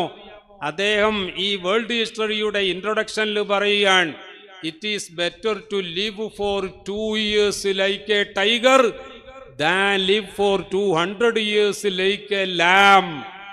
ഒരു പേടിച്ചരണ്ട ആട്ടിൻകുട്ടിയെപ്പോലെ 200 കൊല്ലം ജീവിക്കുന്നതിനേക്കാൾ ബ്രിട്ടീഷുകാരോട് പോരാടി 2 കൊല്ലമേ ജീവിക്കാൻ പറ്റൂ എങ്കിൽ ആ 2 കൊല്ലം പോരാടി ജീവിക്കാനാണ് ഞാൻ ആഗ്രഹിക്കുന്നത് എന്ന് പറഞ്ഞ ടിപ്പുവിനെ ലോകമേ ഞാൻ നിങ്ങളുടെ മുന്നിൽ പരിചയപ്പെടുത്തുകയാണ് എന്ന് എഴുതി വെച്ചത് കർണാടക ചരിത്രകാരനായ പാലാക്ഷയാണ് എന്നുകൂടി നിങ്ങൾ ഓർക്കണം. ഇനി നോക്കൂ, നിങ്ങൾ വട്ടമേശ സമ്മേളനത്തിന് പോയ മുഹമ്മദ് അലി സൂര്യനസ്തമിക്കാത്ത രാജ്യത്തിന്റെ രാജ്ഞിയുടെ മുഖത്ത് നോക്കി വിരൽ ചൂണ്ടി പറഞ്ഞത് നമ്മുടെ ചെറിയ കുട്ടികൾക്ക് പോലും അറിയാം. അദ്ദേഹം പ്രസംഗിക്കുകയാണ്, I want to go back to India if you can give the substance of freedom in my hand. നിങ്ങൾ എൻ്റെ രാജ്യത്തിൻ്റെ സ്വാതന്ത്ര്യം എൻ്റെ കയ്യിൽ വെച്ച് തരും എന്നുറപ്പ് തരികയാണെങ്കിൽ ഞാൻ ഇനി നാട്ടിലേക്ക് തിരിച്ചു പോകുന്നുള്ളൂ. Unless you give the freedom of India in my hand, I would even prefer to die in a foreign land as long as it is a free country. നിങ്ങൾ ഞങ്ങളുടെ നാടിന് സ്വാതന്ത്ര്യം നൽകുന്നില്ല എങ്കിൽ ഒരു സ്വതന്ത്ര രാജ്യമായ വിദേശത്ത് വെച്ച് മരിക്കാൻ, ഇവിടത്തെ 6 അടി മണ്ണിൽ മരിക്കാനാണ് ഞാൻ ആഗ്രഹിക്കുന്നത് എന്ന് പ്രിയപ്പെട്ടവരെ ബ്രിട്ടീഷ് രാജ്ഞിയെ വിറപ്പിച്ചുകൊണ്ട് പ്രസംഗിച്ച മൗലാന മുഹമ്മദ് അലിയെയും സഹോദരൻ ഷൗക്കത്ത് അലിയെയും ചരിത്രം നമുക്ക് പരിചയപ്പെടുത്തി തരുന്നുണ്ട്. ഈ രാജ്യത്തിന് സ്വാതന്ത്ര്യം നേടുന്നതിൽ മുസ്ലിമീങ്ങൾ മറ്റെല്ലാവരുടെയും മുന്നിലായിരുന്നു, അല്ലാതെ ഒട്ടും തന്നെ പിന്നിലായിരുന്നില്ല. ഇതുകൊണ്ടൊക്കെ തന്നെയാണ് രാജ്യത്തിനൊരു കോൺസ്റ്റിറ്റ്യൂഷൻ ഫ്രെയിം ചെയ്തപ്പോൾ അന്ന് BR അംബേദ്കറും അന്ന് ഗാന്ധിജിയും നെഹ്റുജിയും സർദാർ വല്ലഭായ് പട്ടേലും ലാൽ ബാൽ എല്ലാവരും പ്രിയപ്പെട്ടവര്, അതിൽ ബാലഗംഗാധര തിലകനടക്കമുള്ള ആളുകൾ അവരുടേതായ അഭിപ്രായം പറഞ്ഞിട്ടുണ്ട് എങ്കിൽ അവസാനം ഭരണഘടന ഫ്രെയിം ചെയ്തപ്പോൾ നമുക്കൊരു കാര്യം വളരെ കൃത്യമായി ബോധ്യപ്പെട്ടു. ഒരു രാജ്യം പാകിസ്ഥാൻ എന്ന പേരിൽ ഉണ്ടായിട്ടുണ്ട് എന്നത് ശരിയാണ്. ആ രാജ്യത്തേക്ക് ഇന്ത്യ രാജ്യത്തുനിന്ന് കുറെ മുസ്ലിമീങ്ങൾ പോയിട്ടുണ്ട് എന്നതും ശരിയാണ്. ആ നാട്ടിൽ നിന്ന് കുറെ ഹിന്ദുക്കൾ ഇന്ത്യയിലേക്ക് വന്നിട്ടുണ്ട് എന്നതും ശരിയാണ്. ഒരു കാര്യം ഞാൻ ഇവിടെ ഊന്നി പറയാൻ ആഗ്രഹിക്കുകയാണ്. മുസ്ലിമീങ്ങളോട് ഇടക്കിടക്ക് പാകിസ്ഥാനിൽ പോകണമെന്ന് പറയുന്നവരോട് ഒരു കാര്യം പറയാനുണ്ട്. പാകിസ്ഥാനിൽ ഇങ്ങോട്ട് വന്നവരോട് പോകാൻ പറയല്ലേ വേണ്ടത്, അല്ലാതെ ഈ നാട്ടുകാരോട് പാകിസ്ഥാനിലേക്ക് പോകാനാണോ പറയേണ്ടത്?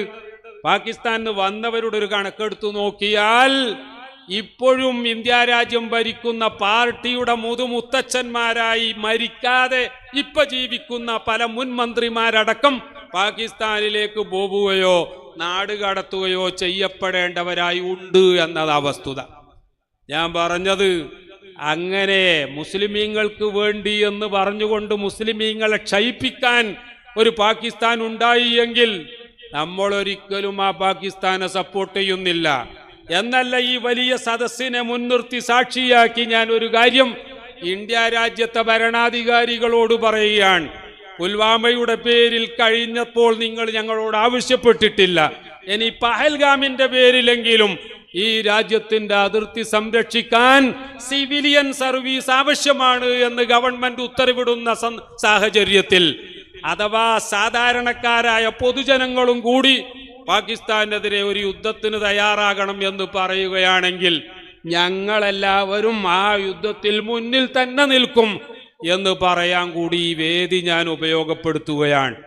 പ്രിയപ്പെട്ടവരെ, നമ്മളൊരിക്കലും തീവ്രവാദത്തിനോ അല്ലെങ്കിൽ ഭീകരവാദത്തിനോ അതുമല്ലെങ്കിൽ വിഘടനവാദത്തിനോ അല്ലെങ്കിൽ ഉഗ്രവാദത്തിനോ ഈ തരം വാദങ്ങൾക്കൊന്നും നമ്മളൊരു കാലത്തും നമ്മൾ സപ്പോർട്ട് ചെയ്യില്ല എന്ന് മാത്രമല്ല, ഒരു ശരിയായ മുസ്ലിമിന് അത്തരം വാദങ്ങളെ ഒന്നും സപ്പോർട്ട് ചെയ്യാൻ പറ്റുകയുമില്ല. ഞാൻ പറഞ്ഞതിൻ്റെ ഭാഗം തന്നെ തുടരട്ടെ.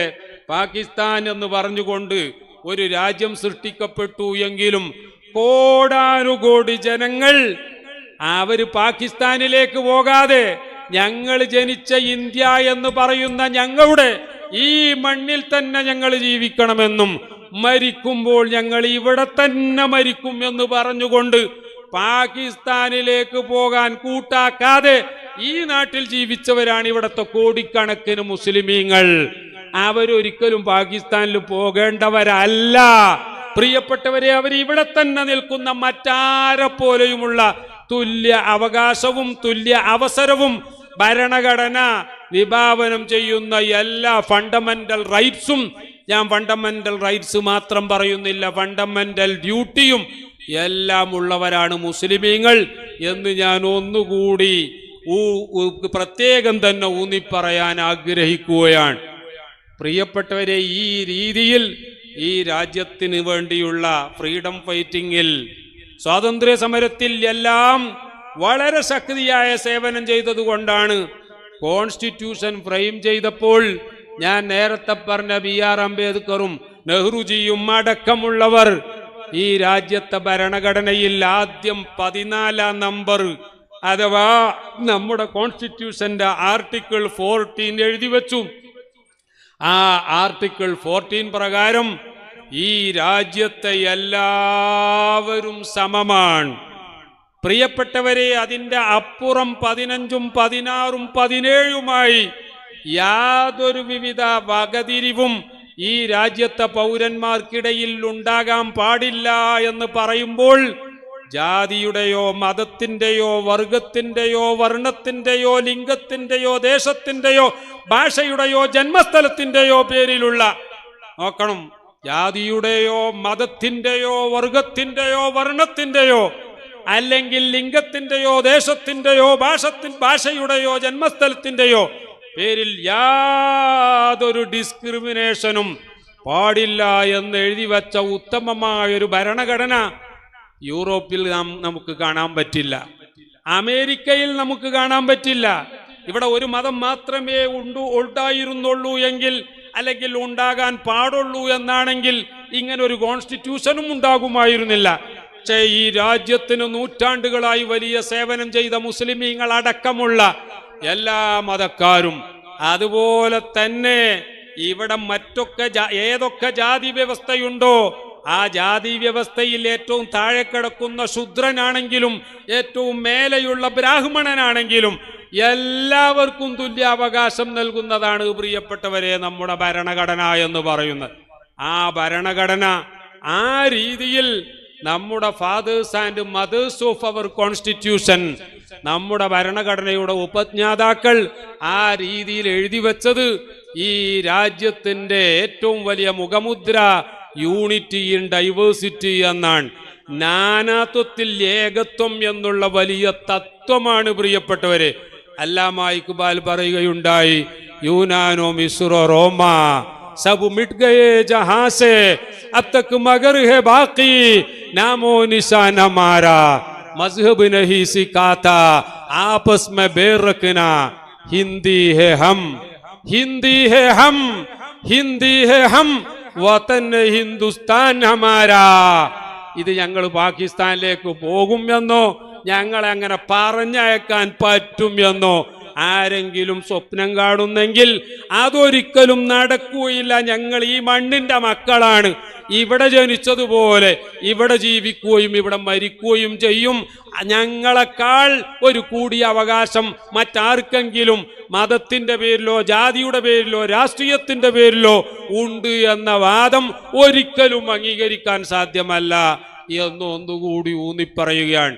ഇതൊക്കെ ഉള്ളത് കൊണ്ടാണ് പ്രിയപ്പെട്ടവരെ ഈ രാജ്യത്ത് ഭരണം നടത്തിയിരുന്ന എല്ലാവരും എല്ലാ ജാതിക്കാരുടെയും എല്ലാ മതക്കാരുടെയും അവകാശങ്ങളൊക്കെ എഴുതി വെച്ചുകൊണ്ട് നിയമമുണ്ടാക്കിയത്.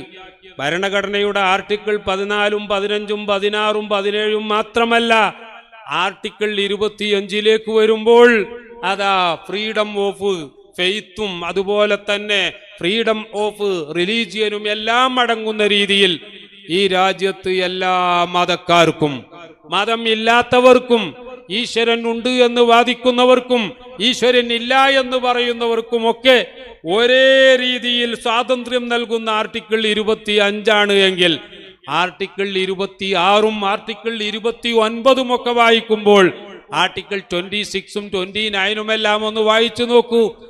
ഈ വ്യത്യസ്ത ജാതിക്കാർക്കും മതക്കാർക്കും ന്യൂനപക്ഷങ്ങൾക്കുമൊക്കെ അവരുടേതായ സ്ഥാപനങ്ങൾ ഉണ്ടാക്കാൻ, അതുപോലെ തന്നെ സ്വത്ത് സമ്പാദിക്കാൻ, ആ സ്വത്ത് കൈകാര്യം ചെയ്യാൻ, ആ സ്വത്ത് മറ്റാർക്കെങ്കിലും കൊടുക്കാൻ, ഇതിനൊക്കെ അവകാശമുണ്ട് എന്നാണ് നമ്മുടെ പാർട്ട് 3 ഫണ്ടമെന്റൽ റൈറ്റ്സ് എന്ന് പറയുന്ന ഭരണഘടനയുടെ 3-ാം ഭാഗം അഥവാ നമ്മുടെ മൗലികാവകാശങ്ങളിൽ പറയുന്നത് എങ്കിൽ, പ്രിയപ്പെട്ടവരെ, ഞാൻ നിങ്ങളുടെ മുന്നിൽ ഈ കാണിക്കുന്ന പുതിയ വഖഫ് അമെൻമെന്റ് ആക്ട് 2025 എന്ന് പറയുന്ന നിയമം ഈ മുസ്ലിമീങ്ങൾക്കുള്ള മൗലികാവകാശം ഹനിക്കുന്നതാണ്. ഭരണഘടനാ വിരുദ്ധമാണ്. കോടതിയുടെ മുന്നിൽ ഇത് ചോദ്യം ചെയ്യപ്പെട്ടിട്ടുണ്ട്.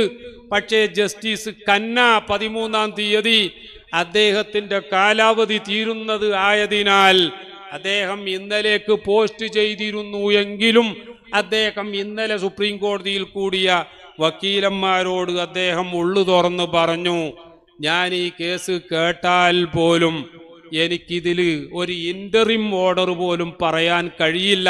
കാരണം അത്ര വിശാലമായ വിഷയങ്ങളാണ് എൻ്റെ മുന്നിലെത്തിയിരിക്കുന്നത്. 13-ാം തീയതി കാലാവധി തീരുന്ന ഞാൻ അല്പം എന്തെങ്കിലും കേട്ട് വിധി പറഞ്ഞാൽ ശരിയാവുകയില്ല. അതുകൊണ്ട് തന്നെ അടുത്ത് ആ സുപ്രീം കോടതിയുടെ ചീഫ് ജസ്റ്റിസായി വരുന്ന മാന്യ ജഡ്ജിയും അതുപോലെ അദ്ദേഹം രൂപീകരിക്കുന്ന ബെഞ്ചും 15-ാം തീയതി മുതൽ ഈ കേസ് കേൾക്കും എന്ന് പറഞ്ഞുകൊണ്ട് വഖഫ് കേസ് മെയ് 15-ാം തീയതിയിലേക്ക് മാറ്റിവെച്ചിരിക്കുകയാണ്. എന്തൊക്കെയാണ് പ്രധാനപ്പെട്ട ഇതിൻ്റെ അപകടം എന്ന് മാത്രം ഹ്രസ്വമായി സൂചിപ്പിച്ചുകൊണ്ട് ബഹുമാനപ്പെട്ട സയ്യിദി ഉസ്താദ് അവറുകൾക്ക് ഞാൻ വേദി ഒഴിഞ്ഞു കൊടുക്കുകയാണ്.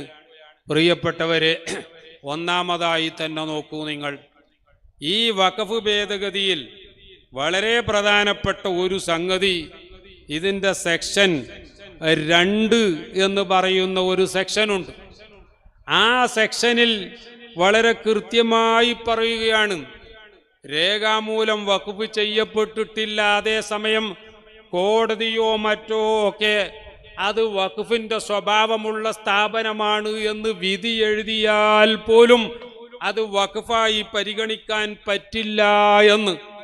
പഴയ കാലത്തുള്ള വഖഫുകൾക്ക് ഡോക്യുമെന്റ് തെരഞ്ഞാൽ കാണൂല എന്നതാണ് വസ്തുത. അത്തരം പല വഖഫ് സ്വത്തുകളും കേസും വ്യവഹാരവും ഒക്കെ കഴിഞ്ഞ് അത് വഖഫായി തന്നെ കോടതി വരെ പറഞ്ഞതുണ്ടാകും. എന്നാൽ അതൊന്നും തന്നെ വഖഫായി കാണാൻ സാധിക്കുകയില്ല എന്ന് പുതിയ ഭേദഗതി സെക്ഷൻ 2 പ്രത്യേകം പറയുന്നു. എങ്കിൽ അത്തരം വഖഫുകൾ വഖഫല്ലാതായി മാറുകയും അത് മറ്റുള്ളവർ കയ്യേറുകയും ചെയ്യും എന്ന് വന്നാൽ ഈ രാജ്യത്തെ ഒട്ടനവധി വഖഫുകൾ നൂറ്റാണ്ടുകൾ പഴക്കമുള്ളതാണ്. ആ വഖഫുകൾ അന്യാധീനപ്പെടുന്ന ഒരു അവസ്ഥ അവിടെ ഉണ്ടാകും. അതിൻ്റെ പുറമെ മറ്റൊരു കാര്യം നോക്കൂ നിങ്ങൾ, വഖഫിന്റെ കൃത്യമായ കണക്കെടുക്കാൻ 1995 വഖഫ് നിയമത്തിൽ ഒരു സർവേ കമ്മീഷണറെ നിശ്ചയിക്കാനുള്ള വളരെ കൃത്യമായ അഥവാ സെക്ഷൻ 2 സബ് ക്ലോസ് പി എന്ന് പറയുന്ന ഒരു സബ് ക്ലോസ് ഉണ്ടായിരുന്നു. എന്നാൽ ആ പറഞ്ഞ സർവേ കമ്മീഷണർ വെക്കാനുള്ള അധികാരം പുതിയ നിയമത്തിൽ എടുത്തു ഒഴിവാക്കപ്പെട്ടിരിക്കുകയാണ്. അതുപോലെ തന്നെ നോക്കൂ നിങ്ങൾ, മറ്റൊരു സംഗതി വഖഫ് ബൈ യൂസർ എന്നാണ്. എന്ന് പറഞ്ഞാൽ ഉപയോഗത്തിലൂടെ വഖഫായത് നിങ്ങളൊക്കെ കേട്ടിട്ടുണ്ടാവും. ഞാൻ ആദ്യം പറഞ്ഞതുമായി ഏതാണ്ട് ബന്ധപ്പെട്ടതാണ്. പക്ഷേ കോടതി റിപ്പോർട്ട് ചെയ്തിട്ടില്ല എന്ന് മാത്രമേ ഉള്ളൂ. ഒരു സ്ഥലം പള്ളിയായി നൂറ്റാണ്ടുകളായി ഉപയോഗിച്ച് ജനങ്ങൾ നിസ്കരിച്ചു വരുന്നു. അതിൻ്റെ ആധാരമോ മറ്റോ കാണുന്നില്ല. പള്ളിയാണ് എന്നതിൽ ആർക്കും തർക്കമില്ല. കാരണം 5ഓ 10ഓ നൂറ്റാണ്ടായിട്ടുണ്ട് അവിടെ നിസ്കാരം നടക്കുകയാണ്. പക്ഷേ റവന്യൂ റെക്കോർഡ് കാണാനില്ല. അതുകൊണ്ട് തന്നെ വഖഫ് ബൈ യൂസർ എന്ന് പറയുന്ന വഖഫാണ് എന്ന് പറയുന്ന ഭാഗം നമ്മുടെ നിയമത്തിൽ നിന്ന്, പുതിയ ഭേദഗതിയിൽ നിന്ന് ഡിലീറ്റ് ചെയ്യപ്പെട്ടിരിക്കുകയാണ്. മറ്റൊരു നിയമം നോക്കൂ നിങ്ങൾ. 3B എന്ന് പറയുന്ന ഒരു പുതിയ സെക്ഷൻ പുതിയ ഭേദഗതിയിൽ കൊണ്ടുവന്നിരിക്കുകയാണ്. 3A എന്ന് പറയുന്ന ഒരു സെക്ഷൻ ആയിരുന്നു ആദ്യം ഉണ്ടായിരുന്നെങ്കിൽ, പുതിയ ഭേദഗതിയിൽ അതാ ഒരു 3B എന്ന് പറയുന്ന ഒരു ഭേദഗതി കൊണ്ടുവന്നിരിക്കുകയാണ്. ആ ഭേദഗതി പ്രകാരം നമ്മൾ മനസ്സിലാക്കേണ്ടത് എന്താണെന്നറിയാമോ?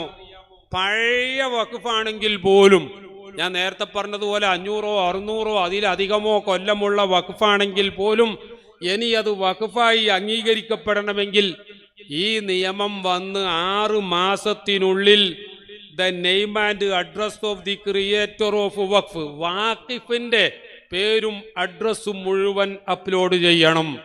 മാത്രമല്ല mode and date of such creation. നിങ്ങളൊന്ന് ആലോചിച്ച് നോക്കൂ. ഒരു 600ഓ 700ഓ കൊല്ലം മുമ്പുള്ള വഖഫ്, ആ വാഖിഫിന്റെ പേരും വേണം അഡ്രസ്സും വേണം എന്ന് പറഞ്ഞാൽ, അതുപോലെ തന്നെ ആ വഖഫ് ചെയ്തതിന്റെ ഡേറ്റ് എന്നാണ് എന്നുള്ളതൊക്കെ കേന്ദ്ര ഗവൺമെന്റിന്റെ ഡാറ്റാബേസിൽ അപ്ലോഡ് ചെയ്യണം എന്നാണ് പ്രിയപ്പെട്ടവരെ ഇവരുടെ പുതിയ ഭേദഗതിയിൽ കൊണ്ടുവന്നിരിക്കുന്നത്. അഥവാ ഇത് ചെയ്യാഞ്ഞാൽ 6 മാസത്തിനുള്ളിൽ ഇത്തരം ഡാറ്റകൾ അപ്ലോഡ് ചെയ്യപ്പെടാഞ്ഞാൽ ആ വഖഫ് അല്ല എന്ന് തീരുമാനിക്കപ്പെടുന്ന അവസ്ഥ വരും. ചുരുക്കി പറഞ്ഞാൽ ലോകത്ത് നമ്മുടെ ഇന്ത്യ രാജ്യത്ത് മുസ്ലിമീങ്ങളുടെ പുരാതന വഖഫുകൾ മുഴുവൻ വഖഫ് അല്ലാതാകുന്ന ഒരു ഭേദഗതി വളരെ ചെറിയ ചില എഴുത്തുകളിലൂടെ ഈ നിയമത്തിൽ അത് അവർ ഒളിച്ചു വെച്ചിരിക്കുകയാണ്. മറ്റൊന്ന് നോക്കൂ നിങ്ങൾ. ഇതേപോലെ തന്നെ സെക്ഷൻ 3യിൽ നമുക്ക് വളരെ പ്രധാനപ്പെട്ട ഒരു കാര്യം പറയാനുള്ളത്, ഓരോ വഖഫിനെ പറ്റി മാത്രമല്ല, ഇനി മുതൽ വഖഫ് രജിസ്റ്റർ ചെയ്യണം എങ്കിൽ ആദ്യം അതിനെപ്പറ്റി വല്ല തർക്കം ഉണ്ടോ എന്ന് കലക്ടർ അന്വേഷിക്കും. ആരെങ്കിലും ഒരാൾ ഒരു വഖഫിനെ പറ്റി ഒരു തർക്കമുണ്ട് എന്ന് പറഞ്ഞാൽ മതി, ഉടനെ ഗവൺമെന്റ്, ഓരോ സംസ്ഥാനത്തെയും ഗവൺമെന്റ് എന്ന് പറയുമ്പോൾ നമുക്ക് മനസ്സിലാക്കാലോ ഓരോ സമയത്തുള്ള ഗവൺമെന്റുകളുടെ സ്വഭാവം എന്താണ്. ആ ഗവൺമെന്റ് ഒരു ഉദ്യോഗസ്ഥനെ നിശ്ചയിക്കും. ആ നിശ്ചയിക്കുന്ന ഉദ്യോഗസ്ഥൻ ഈ വഖഫ് ഭേദഗതിയിലെ 3C എന്ന് പറയുന്ന പുതിയ ഒരു സെക്ഷൻ കൊണ്ടുവന്നതാണ്. ആ 3C എന്ന് പറയുന്ന സെക്ഷനിൽ പറയുന്നത്, ഏതെങ്കിലും ഒരു വഖഫ് ഭൂമിയെ പറ്റി ഇത് ഗവൺമെന്റ് ഭൂമിയാണ് എന്നുള്ള എന്തെങ്കിലും ഒരു റിപ്പോർട്ടുണ്ടായാൽ അന്ന് മുതൽ അത് വഖഫ് അല്ല എന്ന് തീരുമാനിക്കപ്പെടും. എന്നിട്ടൊരു ഉദ്യോഗസ്ഥനെ നിശ്ചയിക്കപ്പെടും. ആ ഉദ്യോഗസ്ഥന്റെ റിപ്പോർട്ടിൽ വഖഫ് അല്ല എന്നുള്ള റിപ്പോർട്ടാണ് കിട്ടുന്നതെങ്കിൽ ഉടനെ തന്നെ ആ വഖഫ്, അത് മസ്ജിദാണെങ്കിലും മദ്രസയാണെങ്കിലും ഖബർസ്ഥാനമാണെങ്കിലും ഇതെല്ലാം വഖഫ് അല്ലാതായി മാറും എന്ന് പ്രത്യേകം പറയുകയാണ്. ഇനി നോക്കൂ, വഖഫിന്റെ ഭൂമി അഥവാ ഷെഡ്യൂൾഡ് ട്രൈബ് പ്രദേശങ്ങളിൽപ്പെട്ടതാണെങ്കിൽ 3E എന്ന് പറഞ്ഞിട്ടൊരു പ്രത്യേക വകുപ്പുണ്ട്. ഇതൊരു പക്ഷേ നമുക്ക് ബോധ്യപ്പെടൂല. ആ 3യിൽ എന്താ പറയുന്നതെന്നറിയോ? No land belonging to members of scheduled tribes എന്ന് പറഞ്ഞുകൊണ്ട് shall be declared or deemed to be വഖഫ് പ്രോപ്പർട്ടി.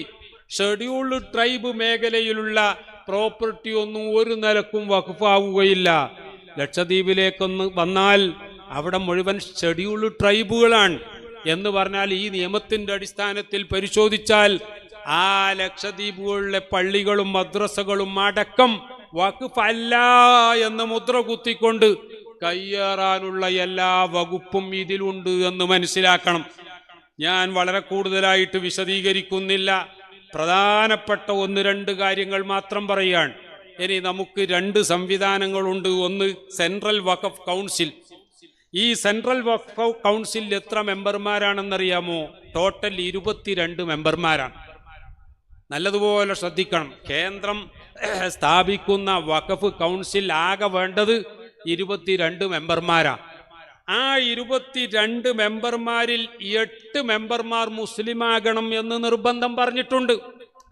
അപ്പം നമ്മൾ ചിന്തിക്കും 8 മെമ്പർമാർ മുസ്ലിമാണ് എന്ന് നിർബന്ധം പറഞ്ഞിട്ടുണ്ട്, എന്നാ പിന്നെ നമുക്കെന്താ പ്രശ്നം? 8 കഴിഞ്ഞാൽ 22-ൽ എത്ര പേരുണ്ട് പ്രിയപ്പെട്ടവരെ? 14 പേരുണ്ട്. ഈ 14 പേരും ഈ വഖഫിനൊക്കെ എതിർക്കുന്ന അമുസ്ലിമീങ്ങളാകാം. കുറച്ചാളുകൾ ഹിന്ദുക്കളും, കുറച്ചാള് ക്രിസ്ത്യാനികളും, കുറച്ചാളുകൾ സിഖുകാരും, അങ്ങനെ ഏതെങ്കിലും മതമുള്ളവരോ അല്ലെ മുസ്ലിം പേരുള്ള യുക്തിവാദികളോ ഒക്കെ ആയാൽ മതിയല്ലോ. ചുരുക്കി പറഞ്ഞാൽ മുസ്ലിം ആയ 8 ആൾ വരെ വല്ല യുക്തിവാദിയുമാകാൻ പറ്റും, അത് പോകട്ടെ. എന്നാൽ 14 ആളും അമുസ്ലിമാകുന്നതിന് ഈ നിയമത്തിൽ വ്യവസ്ഥ കൊണ്ടുവന്നിരിക്കുകയാണ്. അമുസ്ലിം ആകണം എന്ന് നിർബന്ധം 2 പേരെ സംബന്ധിച്ചേ ഉള്ളൂ എങ്കിൽ, 2 പേരെ സംബന്ധിച്ച് പെണ്ണാകണം എന്ന് നിർബന്ധമുള്ളൂ എങ്കിൽ, പക്ഷേ 14 ആളും അമുസ്ലിം ആകാൻ പറ്റുന്ന രൂപത്തിലാണ് ഈ നിയമം തയ്യാറാക്കിയിരിക്കുന്നത്. നിങ്ങൾ ആലോചിച്ചു നോക്കൂ, ഒരു വഖഫിന്റെ തർക്കം വന്നു, കേന്ദ്ര വഖഫ് കൗൺസിലിൽ 22 ആളും വന്നു, 8 മുസ്ലിമീങ്ങൾ പറഞ്ഞു ഇത് വഖഫാണ് എന്ന് പറഞ്ഞു. 14 പേരും അമുസ്ലിമീങ്ങളാണ്, അവര് പറഞ്ഞു ഇത് വഖഫ് അല്ല എന്നും പറഞ്ഞു. ഈ വഖഫ് മുഴുവൻ ആ ഓരോറ്റ സിറ്റിങ്ങിൽ തന്നെ വഖഫ് അല്ലാതായിപ്പോ. ഇനി സംസ്ഥാനങ്ങളിലെ വഖഫ് ബോർഡുകളെ പറ്റി നിങ്ങളൊന്ന് പരിശോധിച്ചു നോക്കൂ. ആകെ 11 പേരാണ് വേണ്ടത് വഖഫ് ബോർഡുകളിൽ. ആ 11 പേരിൽ വെറും 4 പേർ മുസ്ലിമീങ്ങളാകണം എന്ന് നിർബന്ധമുണ്ട്, 2 പേര് ഹിന്ദുക്കളാകണം എന്നുമുണ്ട്. എന്നാൽ 11 പേരിൽ 4 ആള് കഴിച്ചാൽ 7 പേരും അമുസ്ലിമീങ്ങളാകാൻ പറ്റിയ രൂപത്തിലാണ് തയ്യാറാക്കപ്പെട്ടത്. അപ്പൊ വഖഫ് ബോർഡിൽ വരെ വരുന്ന തർക്കങ്ങളിൽ വഖഫ് ബോർഡിലെ മുഴുവൻ മെമ്പർമാരായ 11 പേരും ചേർന്നിരുന്നാൽ ആ 11 പേരിൽ 4 പേര് മാത്രമേ മുസ്ലിമീങ്ങളുള്ളൂ എങ്കിൽ ബാക്കി 7 പേരും അമുസ്ലിമീങ്ങളുമാകുമ്പോൾ വഖഫ് ബോർഡിനു പോലും വഖഫിന്റെ താല്പര്യം രക്ഷിക്കാൻ പറ്റാത്ത രീതിയിൽ വരും എന്നതാണ് വസ്തുത. ഇങ്ങനെ വലിയ വലിയ അപകടങ്ങൾ ഇതിലുണ്ട് എന്ന കാര്യം നമ്മൾ മനസ്സിലാക്കണം. അതിൻ്റെ പുറമെ നിങ്ങൾ നോക്കൂ, ഇതിൻ്റെ സെക്ഷൻ 2-ൽ നമുക്കറിയാം, നേരത്തെ 95-ലെ നിയമത്തിൽ ആർക്കും വഖഫ് ചെയ്യാൻ പറ്റുമായിരുന്നു. പക്ഷേ 5 കൊല്ലം പ്രാക്ടീസിങ് മുസ്ലിം ആകണം എന്ന് ഷർത്ത് വെച്ചിരിക്കുകയാണ്. ഒരാൾ വഖഫ് ചെയ്തു, അയാൾ മുസ്ലിം ആണ് എന്ന് തന്നെ വെക്കുക. പക്ഷേ അയാൾ പ്രാക്ടീസിങ് മുസ്ലിമാണ് എന്ന് തീരുമാനിക്കാൻ കോടതിക്ക് എന്ത് മാനദണ്ഡമാണുള്ളത്? ആ വ്യക്തി അവിടെ വന്ന് ഞാൻ വഖഫ് ചെയ്തു, ഞാൻ മുസ്ലിമാണ് എന്ന് പറഞ്ഞാൽ കോടതിയിൽ വാദിക്കാൻ പറ്റും. ഗവൺമെന്റിന്റെ പ്രോസിക്യൂട്ടർക്കോ അഡ്വക്കേറ്റ് ജനറലിനോ വാദിക്കാൻ പറ്റും, നീ ഒരിക്കലും പ്രാക്ടീസിങ് മുസ്ലിം അല്ല എന്ന് ചോദ്യം ചെയ്ത് ഇദ്ദേഹം പ്രാക്ടീസിങ് മുസ്ലിം അല്ല എന്ന് തീരുമാനിച്ചുകൊണ്ട് അദ്ദേഹത്തിന്റെ വഖഫ് അല്ലാതാക്കാനുള്ള എല്ലാ സംവിധാനവും ഇതിൽ പ്രത്യേകം തന്നെ കൃത്യമായി രേഖപ്പെടുത്തി വച്ചിരിക്കുകയാണ്. ഇതിന്റെ സെക്ഷൻ 14, വഖഫിന്റെ 40-ാമത്തെ സെക്ഷൻ 14 ഉണ്ടായിരുന്നു നേരത്തെ. എന്ന് പറഞ്ഞാൽ ഒരു വഖഫ്, ഒരു സ്വത്ത് വഖഫാണോ അല്ലേ എന്നൊരു തർക്കം വന്നാൽ അവിടെ വഖഫ് ബോർഡിന് ഒരു അന്വേഷണ കമ്മീഷനെ വെച്ച് ആ അന്വേഷണ കമ്മീഷന്റെ റിപ്പോർട്ട് അനുസരിച്ച് പ്രവർത്തിക്കാനുള്ള എല്ലാവിധ അധികാരങ്ങളും നേരത്തെയുള്ള വഖഫ് നിയമത്തിൽ ഉണ്ടായിരുന്നു എങ്കിൽ ഈ ഭരണഘടന ഈ നിയമ ഭേദഗതിയിലെ 23-ാമത്തെ ഭേദഗതിയായി പറയുന്നത് section 14 of the principal acts shall B omitted എന്ന ആ വകുപ്പ് തന്നെ ഇല്ലാതെയാക്കപ്പെട്ടിരിക്കുകയാണ്. എന്ന് പറഞ്ഞാൽ ഇനി ഒരു തർക്കം വന്നാൽ സാധാരണ വ്യവഹാരങ്ങളെപ്പോലെ കോടതി കയറി അത് സുപ്രീം കോടതിയിലൊക്കെ എത്തി തീരുമാനമാകാതെ കൊല്ലങ്ങൾ അങ്ങനെ നടക്കും. തർക്കം വന്ന അന്ന് മുതൽ കലക്ടറുടെ ഉത്തരവ് പ്രകാരം വഖഫ് ഭൂമി വഖഫ് അല്ല എന്ന് തീരുമാനിക്കുകയും ചെയ്യും. ചുരുക്കി പറഞ്ഞാൽ അനവധി വഖഫുകൾ വഖഫ് അല്ലാതായി പോകുന്ന വലിയ വലിയ പ്രശ്നങ്ങൾ ഇതിൻ്റെ പിന്നിലുണ്ട്. ഇനിയും ഒരുപാട് കാര്യങ്ങൾ ഇവിടെ പറയാനുണ്ട്. ഞാൻ അവസാനിപ്പിക്കുകയാണ് പ്രിയപ്പെട്ടവരെ. ഈ വഖഫ് ബില്ല് ഏതായാലും ഈ വഖഫ് നിയമം കോടതിയുടെ പരിഗണനയിലായതുകൊണ്ട് 15-ാം തീയതി കോടതി കേസ് വീണ്ടും പരിഗണിക്കും എന്ന് ഉത്തരവ് ഇന്നലെ തന്നെ ഇറക്കിയതുകൊണ്ട് നമുക്ക് പ്രതീക്ഷിക്കാം അല്ലാഹു സുബ്ഹാനഹു വ തആല ഈ കേസ് കൈകാര്യം ചെയ്യുന്ന വക്കീലന്മാർക്ക് നല്ലതുപോലെ വാദിക്കാനും അതുപോലെ തന്നെ ജഡ്ജിമാർക്ക് സത്യം സത്യമായി മനസ്സിലാക്കി ആ സത്യത്തിനനുസരിച്ച് വിധിക്കാനും അല്ലാഹു തആല തൗഫീഖ് ചെയ്യുമാറാവട്ടെ എന്ന് മാത്രം ദുആ ചെയ്യുകയാണ്. ബഹുമാനപ്പെട്ട സയ്യിദു ഷരീഫുൽ മദനി ഖദ്ദസല്ലാഹു സിർറഹുൽ അസീസ് മഹാനവറുകളുടെ ഉറൂസ് മുബാറക്, ആ ഉറൂസ് മുബാറക്കിൽ വന്നു ചേർന്ന നമ്മളെല്ലാവരും എപ്പോഴും ആലോചിക്കേണ്ടത് അല്ലാഹു സുബ്ഹാനഹു വ തആല നമുക്ക് ചെയ്ത നിഅമത്തുകൾക്ക് നാം എത്ര നന്ദി ചെയ്താലും മതിയാവുകയില്ല. അതുകൊണ്ട് നമ്മളോട് പരമാവധി നന്ദിയുള്ളവരായി ജീവിക്കണമെന്നും വത്തഖുല്ലാഹ മസ്തതഅ്തും എന്നാണ് പരിശുദ്ധ ഖുർആൻ പറയുന്നത്. അതുകൊണ്ട് നിസ്കാരം ഖളാ ആക്കാതെ, നോമ്പിന്റെ സമയം വരുമ്പോൾ നോമ്പൊഴിവാക്കാതെ, പരസ്പരം തർക്കിച്ച് നിൽക്കാതെ, മറ്റുള്ളവരുടെ ഭാഗത്തു നിന്ന് പ്രകോപനമുണ്ടായാൽ പോലും അവരോടൊക്കെ നമ്മൾ സഹിച്ചുകൊണ്ട് പൊരുത്തപ്പെട്ടു കൊടുത്തുകൊണ്ട് നമ്മൾ ജീവിക്കണം. നമ്മുടെ വീടുകളിൽ നമ്മുടെ ഭാര്യമാരുണ്ട്, മക്കളുണ്ട്, അവരോടൊക്കെ സൽസ്വഭാവത്തിൽ പെരുമാറണം. അങ്ങനെ നല്ല രീതിയിൽ ജീവിച്ചുകൊണ്ട് നാളെ പരലോക വിജയം നേടാൻ ഇത്തരം ഉറൂസുകൾ നമുക്കൊക്കെ സഹായകമാവട്ടെ. അല്ലാഹു സുബ്ഹാനഹു വ തആല നമ്മെയും ബന്ധപ്പെട്ടവരെയൊക്കെ അവന്റെ സജ്ജനങ്ങളിൽ ഉൾപ്പെടുത്തി ഹബീബായ റസൂലുള്ളാഹി സ്വല്ലല്ലാഹു അലൈഹി വസല്ലമ തങ്ങളെ കൂടെ ജന്നാത്തുൽ ഫിർദൗസിൽ ഒരുമിച്ച് കൂടാൻ ഭാഗ്യം ലഭിക്കുന്ന മുഅ്മിനീങ്ങളിൽ ഉൾപ്പെടുത്തി തരുമാറാവട്ടെ എന്ന് ദുആ ചെയ്തുകൊണ്ട് നിങ്ങളുടെ ദുആയിലൊക്കെ ഞങ്ങളെ എല്ലാവരെയും ഓർക്കണമെന്ന് പ്രത്യേകം വസിയ്യത്ത് ചെയ്തുകൊണ്ട് ഞാൻ അവസാനിപ്പിക്കുന്നു. ഒരു കാര്യവും കൂടി, കേരളത്തിലെ ഹജ്ജ് കമ്മിറ്റിയുടെ ചെയർമാൻ എന്നുള്ളൊരു ഉത്തരവാദിത്വം ഞാൻ ഏറ്റെടുക്കേണ്ടി വന്നു. അത് ഭംഗിയായി നിർവഹിക്കാൻ തൗഫീഖ് ഉണ്ടാകാൻ നിങ്ങൾ ദുആ ചെയ്യണം. നേരത്തെ ശിഹാബുദ്ദീൻ സഖാഫി സ്വാഗതം പറഞ്ഞപ്പോൾ നിങ്ങളെ ഉണർത്തിയിരുന്നു. അദ്ദേഹം എന്നോട് 4 ദിവസം വരണം എന്നാണ് ഞങ്ങൾ തീരുമാനിച്ചത് എന്നൊക്കെ പറഞ്ഞിരുന്നെങ്കിലും ഞാൻ അദ്ദേഹത്തോട് 1-ലധികം വട്ടം പറഞ്ഞു എനിക്ക് തീരെ വരാൻ പറ്റൂല. പക്ഷേ അദ്ദേഹം പറഞ്ഞു 1 ദിവസം തന്നെയെങ്കിലും നിർബന്ധമായും വരണം. എന്നാൽ മറ്റുള്ള ദിവസങ്ങളിൽ ഒന്നും ഒഴിവില്ലാതെ ഇന്ന് ചെറിയ ഒരു ഒഴിവ് കണ്ടപ്പോൾ ഇന്ന് വരാം എന്ന് പറഞ്ഞതാണ്. ഹജ്ജിന്റെ പ്രവർത്തനങ്ങളുമായി മുന്നോട്ട് പോവുകയാണ്. അതൊക്കെ നല്ല വിജയത്തിലാകാൻ ദുആ ചെയ്യണം എന്ന വസിയ്യത്തോടു കൂടി നിർത്തുന്നു. അസ്സലാമു അലൈക്കും വറഹ്മത്തുള്ളാഹി വബറകാതുഹു. വഖഫ് ഭേദഗതി നിയമം നടപ്പിൽ വന്നാൽ ഓരോ മുസ്ലിമുകളും അനുഭവിക്കേണ്ട പ്രയാസങ്ങൾ അർത്ഥവത്തായ